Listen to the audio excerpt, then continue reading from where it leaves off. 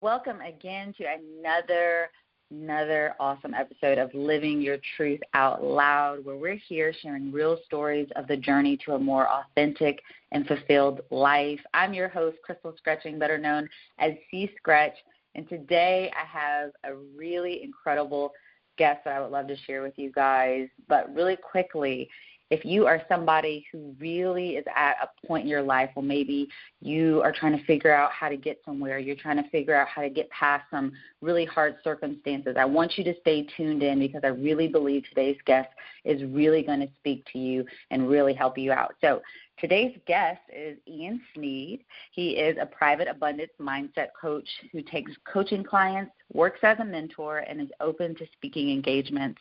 After fighting his way through his youth out of gangs in a working-class family, he went to college and focused on personal growth. Those experiences have led him to his current path where he helps change people from the inside out so they can experience the world with a new point of view that makes abundance and prosperity an effortless and natural way of life. He believes in empowering people to feel fulfillment as they realize and accomplish their life purpose, and that is so amazing. Welcome on the show, Ian. Thank you for having me. How are you? I'm good. I'm really excited about today. Thank you so much for being on this show. So after reading your bio and everything, you are definitely doing some incredible things, and I just want to kind of go back before all of this present day, and you just kind of walk us through what the journey was for you to get to your present day career and lifestyle that you have now. Yeah, well, for me, that's a fun kind of, story to reminisce on because when I look back at it, it kind of seems like a natural progression. You know, a lot of people sometimes they have those moments, epiphany moments or those kind of I woke up and realized this thing. For me, it was kind of a very gradual, like growing into where I am today. It wasn't like a light switch from day to night kind of a thing. So, I grew up in Southern California, just outside of LA. Had to deal with gangs and all of this violence and kind of like racism, some real messed up stuff that I know a lot of people kind of understand. And I had to get out of this negative environment. So that led me to try harder in school, to start playing sports. Then I went to college, and when I got to college, I realized college isn't just about the piece of paper that you get at the end of 4 years. It's about how you grow as a person, right? You have to grow as a person to earn that degree. I should grow as a person in other areas of my life also. So that led me to looking into different organizations. Eventually, I joined a fraternity. It was more like I started a fraternity from scratch. They've been around for a while, but they were new to the campus. And they really helped shape me through their leadership training, through their member development programs. And then I started playing sports in college, and I learned kind of that mentality of that sport. I started playing rugby. And so with the leadership training from my fraternity and the kind of mindset change that I experienced with rugby, I kind of started to embrace the confidence within myself, and I actually started pursuing the things that actually made me happy. And that's kind of what led me down the coaching path. Wow. So you said it was a progression, but was there any particular thing in your journey that made you really want to do this full time? Because I say that people that work in this space, you really have to have a heart after it because it may not always be, the biggest as far as monetary, right? People will say, go be a nurse, go be a doctor, go do things that we think have a security with it. So was there a particular thing that put you down this pathway? Well, yeah, I guess there really was when I think about it. Just as I graduated from college, I was recruited to work for my fraternity as a traveling consultant. And so I uprooted my life from California, moved to Indiana, and then I drove around the Midwest and the South and the East Coast as a traveling consultant. And what I realized is while I was helping, start new chapters for the fraternity, I was really getting to know people, getting to know, where they are in life, getting to know, what their goals are. And I realized that I'm passionate about helping people reach their goals. I'm extremely passionate about finding out, where they came from and where they want to go, and I can see the connection between the two, where most people, they don't know how to take the next step. I can see the connection clearly, and it's very natural for me to guide them along the way so that they feel like it's just as easy as walking. And so when I realized that was my passion, at the end of my contract, I decided to move back to California and find a way to live that passion. Awesome. So just going back even further, like you were saying, you dealt with gang culture. Now, that's completely new to me, but someone who's listening may have a connection with what that is. Now, how does someone come from that type of background and that atmosphere to now working in a space that's all about prosperity and abundance? Right. Yeah. So, one thing, the biggest difference between, I think, the gang culture and the prosperity and abundance thing is that in gang culture, you think that there's a lack, right? You think that some people have stuff that you don't, and if they see that you have it, they find a way to take it from you. And so it turns into an us against the world kind of a situation, which is why gangs are very protective of each other. I see gangs as protective of themselves. It's more of a safety concern. That's why I joined one when I was younger, is because it was a safety concern for me. But you get that lack mentality. So to make the transition, it's really rough because you have to let go of some things. But at the same time, one thing that I think gangs taught me was loyalty to the people that you care about. It was always having that person's back no matter what they needed. And all I've done in my mindset is evolved that kind of a belief from the people in my gang to the people that are my clients. Or honestly, for me, it's the world. Everybody on this planet to me is somebody who I can help. There's always a way for me to help and connect with somebody here. And that loyalty to the people that I interact with, whether it's somebody at a grocery store, somebody that's, bagging my groceries, like if I can connect with that person in like 2 to 3 minutes and put a smile on their face, I feel like I've done them a service. I feel like I've helped them out. I feel like I've done something good. And in doing that, I feel like I've gotten their back, because sometimes people don't even look at each other in the eye. So the biggest difference is going from that lack mentality to realizing how much abundance there is, and that was the struggle for me. But the concept of loyalty to a group of people just expanded. Wow, that's amazing that you're even finding lessons in something that by the naked eye most of us would say was a terrible negative experience. Just rid yourself of that. Don't take anything away from it and never go back. I just hear you speaking from this place of possibilities, of what you learned from it, right?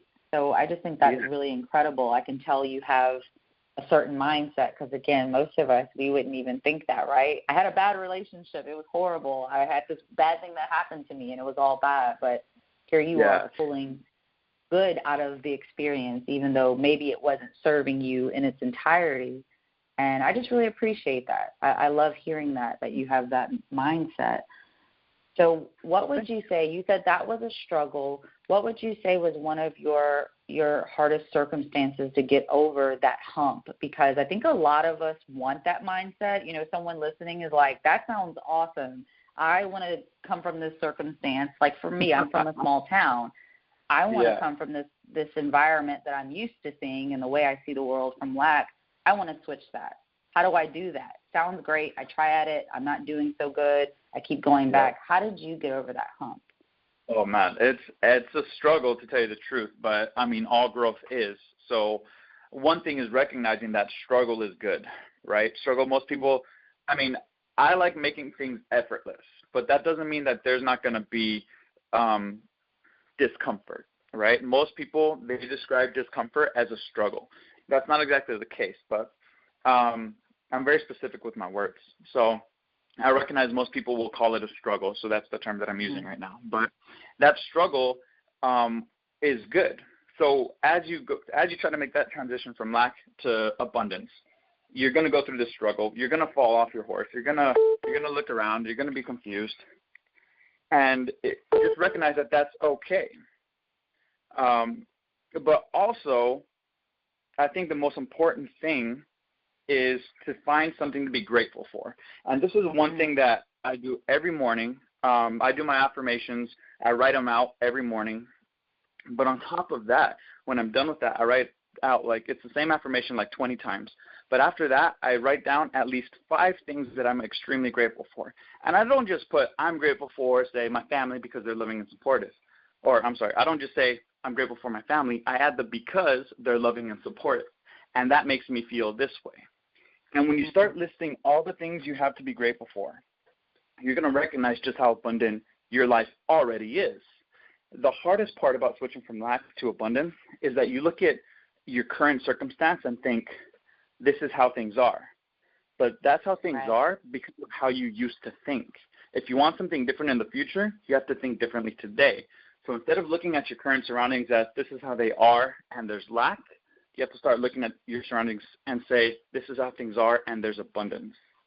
So whether that be in love, in relationships, whether that be, sleep, you know what? I typically only get 4 hours of sleep, but last night I got 6. That's 2 hours of abundant sleep that you just got. Like, there's a lot of ways to shift that view.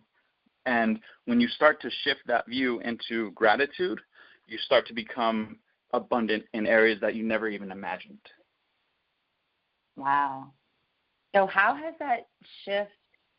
that been for you going back to, like, your family environment or the environment you came from? Again, I'm from a small town, and I, too, have gone through very similar processes as you. And then when you get thrown back into the environment, and maybe people that are listening are like, yeah, I've grown so much, but when I go back into the environment, it's a lot harder, or they don't see it the way I see. How did you handle that, or did you have support in your environment? Well, I had that kind of support where they look at you and they don't really understand what you're saying, and they smile and they say, well, as long as it works for you, right? I had that kind of support. But at the same time, from a lot of people, my mom, she was always very supportive, like the most supportive person you could ever imagine, right? So I completely adore my mom. But other than that, there's people where I'll say something and they look at me like I'm crazy. And the one thing I have to recognize is that, truth is actually subjective.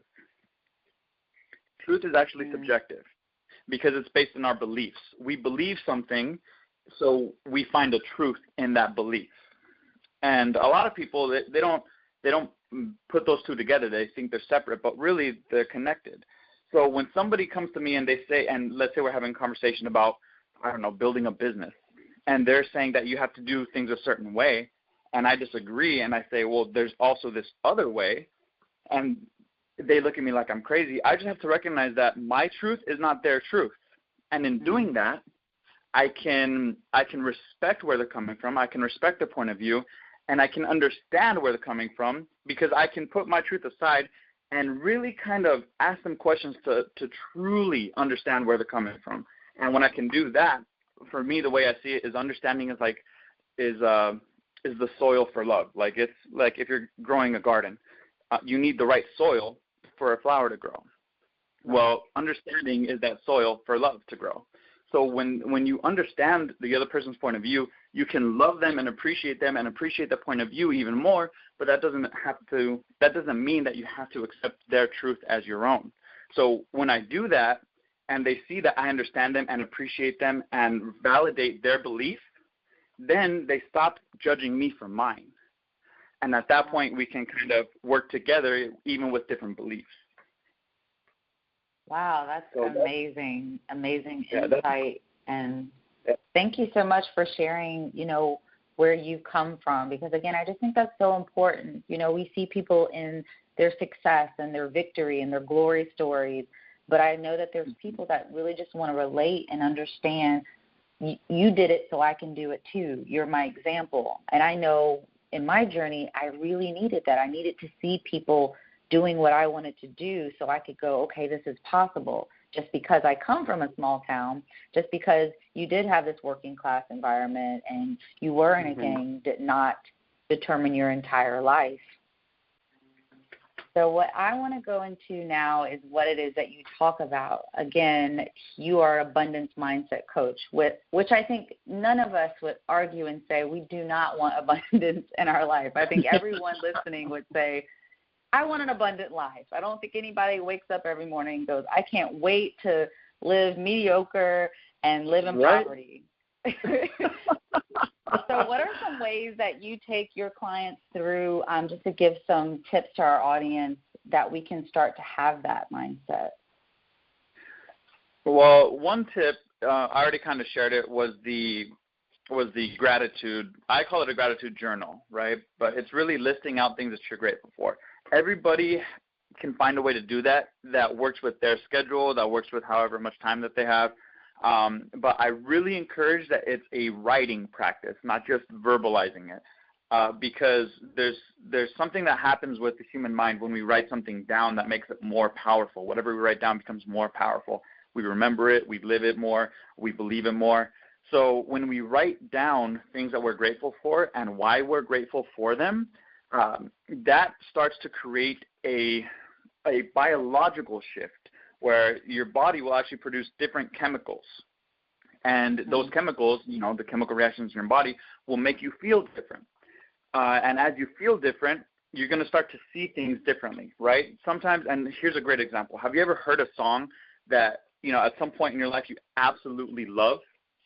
Yeah. And then later on, when you're sad, you hear the same song, and it just doesn't give you the same pickup anymore. It doesn't really cheer you up like it used to.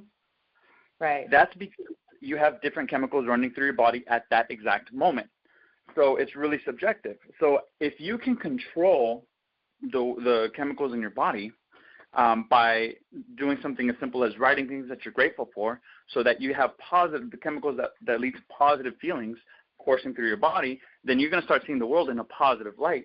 And when you start seeing the world in a positive light, that's when you start seeing opportunities. And when you start seeing opportunities, you're eventually going to take action on them because you see so many of them, and that is what's going to lead to that abundance. So one thing I would encourage people to do is find a writing practice where they can journal things that they're grateful for.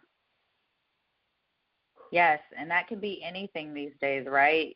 Do you suggest pen and paper, or can we use our Evernote? How should we do that? I mean, it could be anything these days, but I highly encourage pen and paper, 100%. I mean, it's my preference, but I've read a few things that support that on the scientific level. Now, if for some reason people can't, say, carry a pad and a pen on them all the time, well, then our cell phones have the capability of writing things that we're grateful for.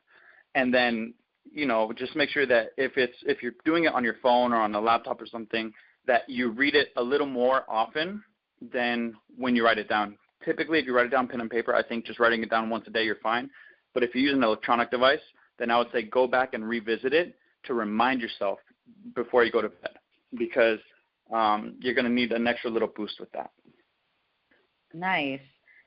So I just know it. I can hear it. Even in my old self is talking right now, and I'm going to play devil's advocate a little bit right now. So there's somebody that's listening to this. Sounds great, Ian. You're so positive. I love that you made it through, your environment. You're just living this abundant life. I hear you. You want me to write down what I'm grateful for. Right. I don't have anything to be grateful for. I can hear it. Somebody's thinking it right now. They're like, that's good for you, but you don't understand what I'm going through. I don't have things to be grateful for. What would you say to that person? I think that I completely understand where they're coming from, because I have been in their shoes thinking the exact same thoughts. And knowing that, I also know that there's a way out of that mindset and out of that belief system of I have nothing to be grateful for. Because let's say you're broke. Let's say you're in debt. Let's say you just lost your job. You have nothing. You have absolutely nothing, right? You're about to be out on the streets. If you woke up today, you have one thing that thousands of other people don't, and that's another day, right? So you can be grateful that you woke up. Like, that's honestly, that can be one of your gratitudes. You can be grateful that if you don't need glasses, that you can see without glasses. If you do need glasses, you can be grateful that your eyesight is as good as it is because you don't need worse glasses, right? You can be grateful that you can walk to the store. You can be grateful that I don't know, that you have a paved sidewalk, if you have a paved sidewalk. You can be grateful that you can go into a library and pick up a book and read it for free, right? There's a lot of things to be grateful for. And one person that really I think about is a friend of mine in college. He's a paraplegic. So the only thing he can really do is move his head. And this guy was the most grateful person I've ever known, the happiest person I've ever known, because he was grateful that he had a great smile. He's like, it's the one thing I can control. It's my smile, and it's good. And that smile led him to become an ambassador for the mayor, where he would help the mayor pass legislation that would help anyone that had a disability, because that smile made him outgoing, and that outgoingness put him in situations where he was able to grow and benefit. And that's why he was still in college, right? He found at least one thing to be grateful for. Well, actually, I guess there was two things. It was his smile and the fact that he had a nice set of teeth. That was his thing. He's like, I'm so grateful for this. He goes, and then he would always put it on other people. I'm grateful for this because it led me to you, and you are amazing. He would always compliment other people because he was so grateful about the one thing that he had, you know? So that's who I think of when I think there's nothing to be grateful for. I think of RJ, and I'm like, nah, my boy, like if he can be grateful and show the world how to be grateful, everyone can be grateful. Wow, that just put me in total check right now, because as grateful as I think I am, that is incredible. Thank you for sharing that with us. I need to take a moment on that one and go back to my journal and write some more things down. Absolutely. But no, I totally agree. You know, one thing I love to talk about is the quote unquote bad day, right? We get up, we stub our toe, we burn the toast, we're running late for work. I have a little one. He doesn't want to put his pants on or brush his teeth right now. Everything's just going down, right? And what I've experienced is with gratitude, it seems to almost do the polar opposite, right? It's just I'm breathing, and then it's like, wow, my son's jumping up and down and trying to destroy the house, but look how healthy he is, right? Look how active he is. He's not sitting in a hospital right now going through treatments. He's able to run around and color the walls, right? Exactly. And so I really appreciate that, because, again, we think that we're in such hard positions sometimes, and there's so much to be grateful for. And that's what I started learning. So thank you for that refresher and that inspiration from, is it RJ, friend RJ? Thank you, RJ. Yeah. So the other thing I wanted to know is, during your personal journey, which we're always on a journey, but getting to where you are now, were there any things that you had to do or crucial practices that you had in place that really got you through? Well, honestly, I feel like there were two things that got me through.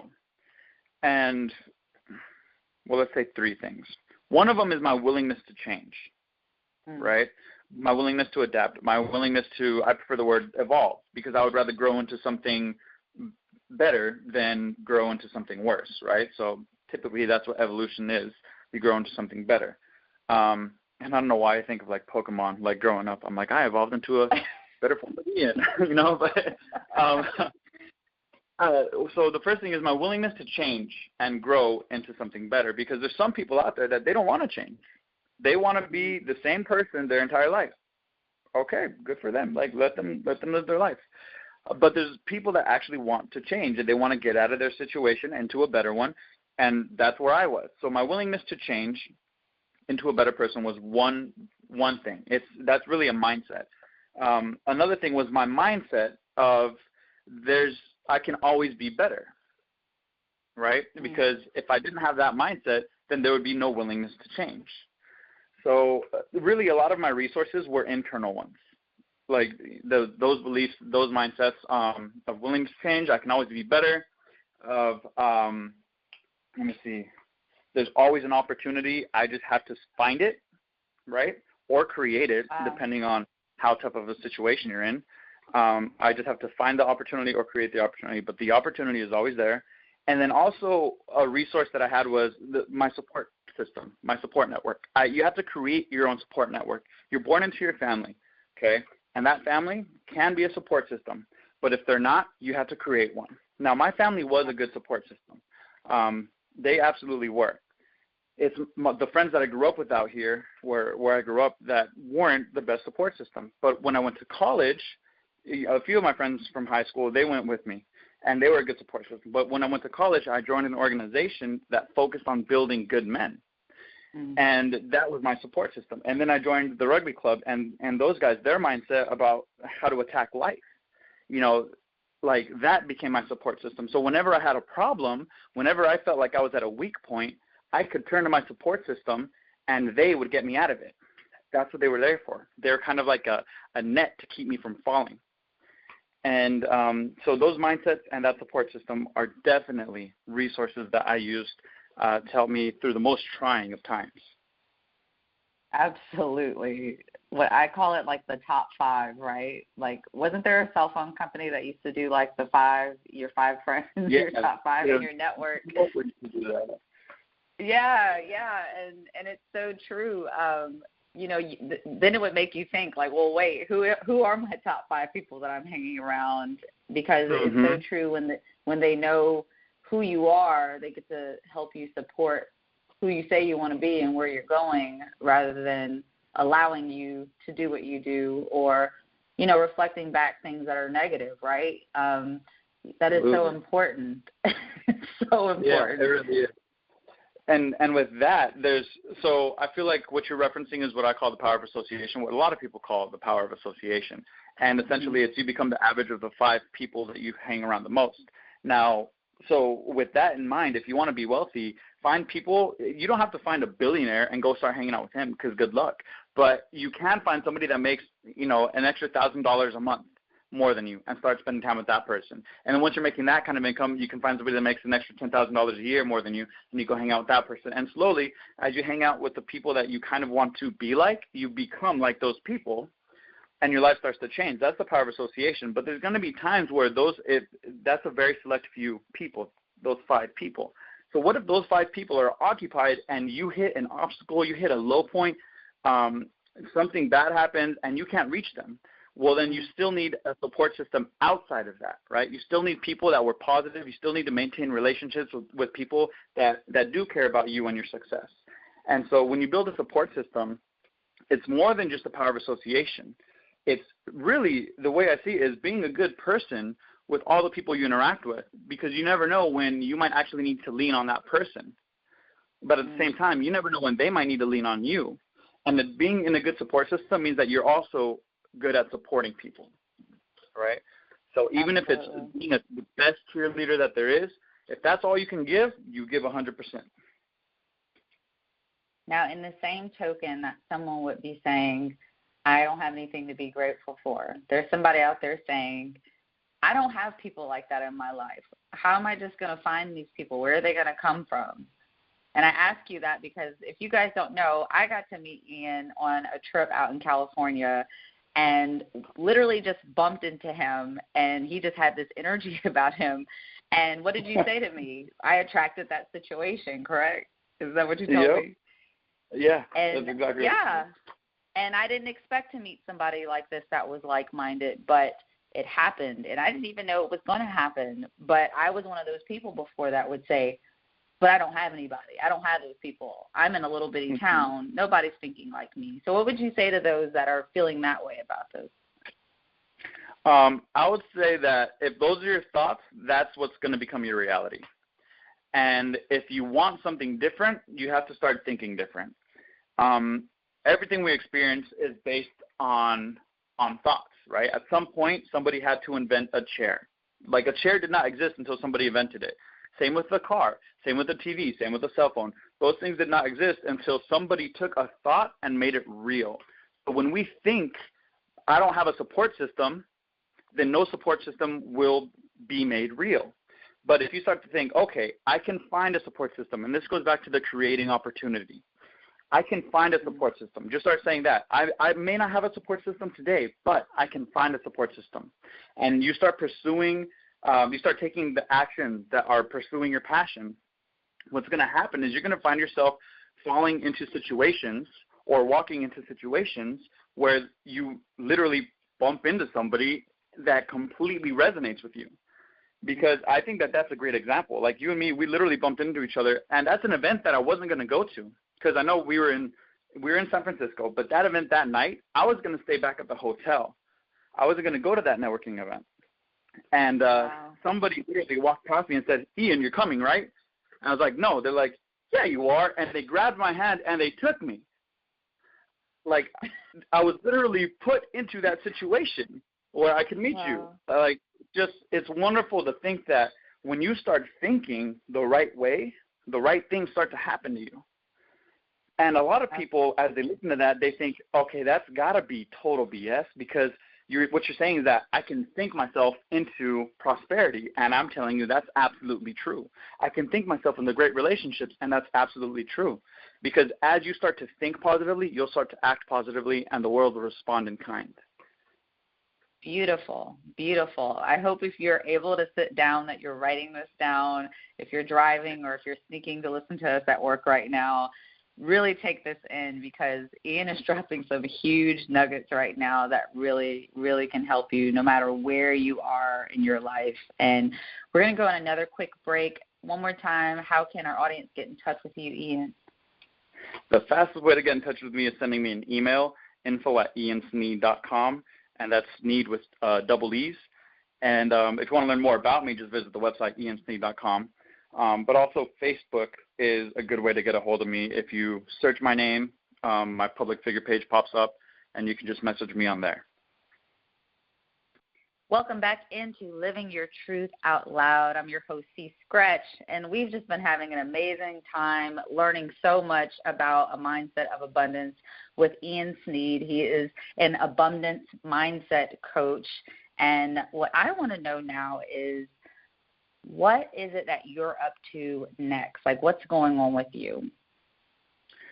Well, right now, I'm in the process of launching a new mentorship program. Well, in the process, it's pretty much done. I'm actually out there about to promote it, but the mentorship program is done. So that's one thing that I'm doing because I used to only take clients as a coach.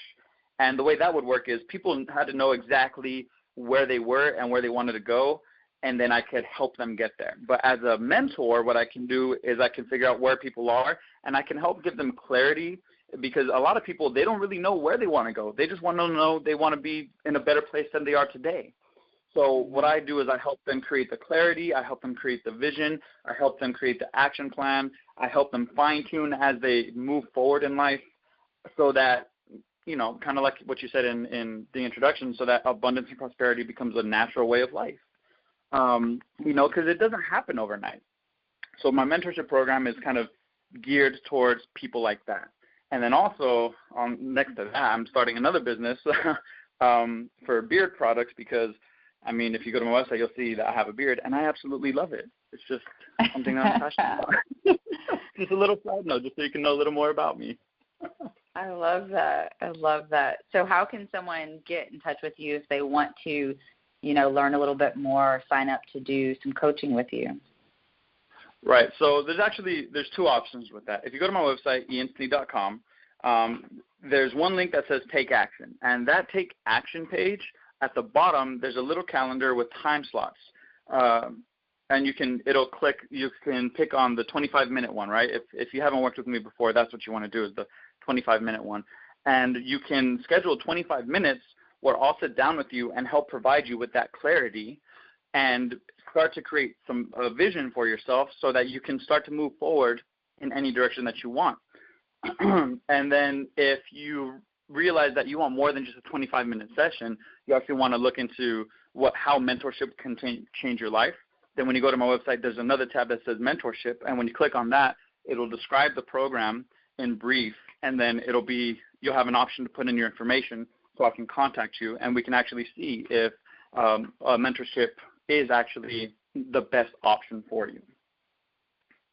Awesome. So, guys, if you do want to get more information, you can definitely go to Ian's website.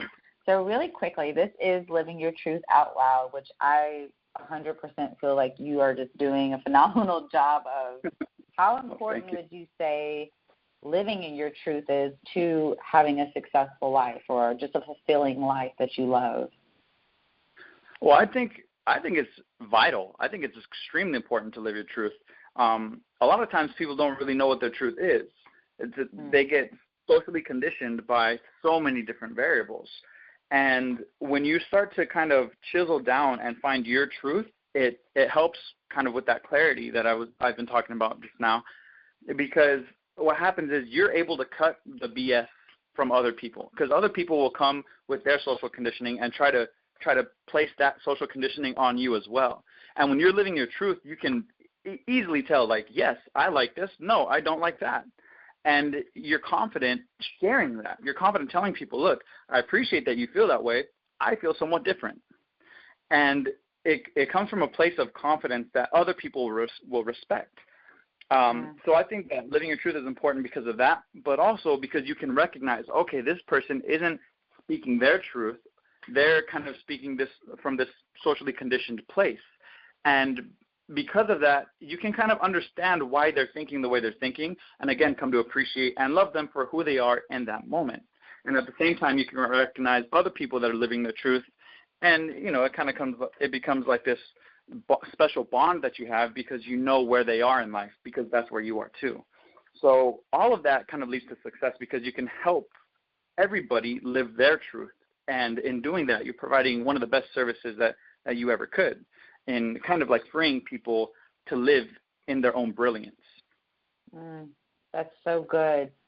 Now, you looking back at everything you've been through in your journey to today, how does it feel to be able to be in your truth and be in your purpose, you know, be who you are rather than being a carbon copy or, you like you said, who society says you should be? How does that feel? Oh, man. I mean, the only way I could describe it is it feels right. It feels like, I don't know, it feels right. That's the only way I can describe it. It feels like everything else that I've done, if I ever made a decision that wasn't based on my truth, I kind of sit there and I wonder, who was it that had so much influence on me that they were able to essentially fool me into acting a way that I could not say that's Ian Sneed, right? Like, who was it that had that much influence and could fool me that way? Because today when I make decisions, it's not, okay, this person's influencing me this way. It's more so like, how do I want to respond to this?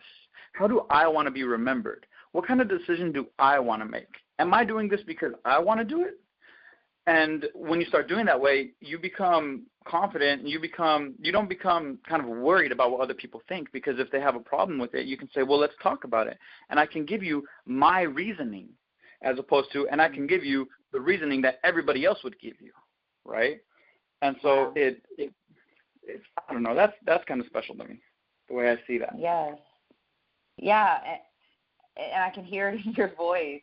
I just think that that's amazing to just, it's like freeing, right? Like you don't have to, it's like when they say you lie, right? It's like if you lie, you have to have a good memory because you have to keep up with everything.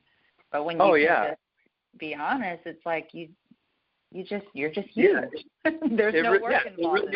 It is a freedom, because all of these social masks that we wear, they end up weighing us down because we have to keep the mask somewhere.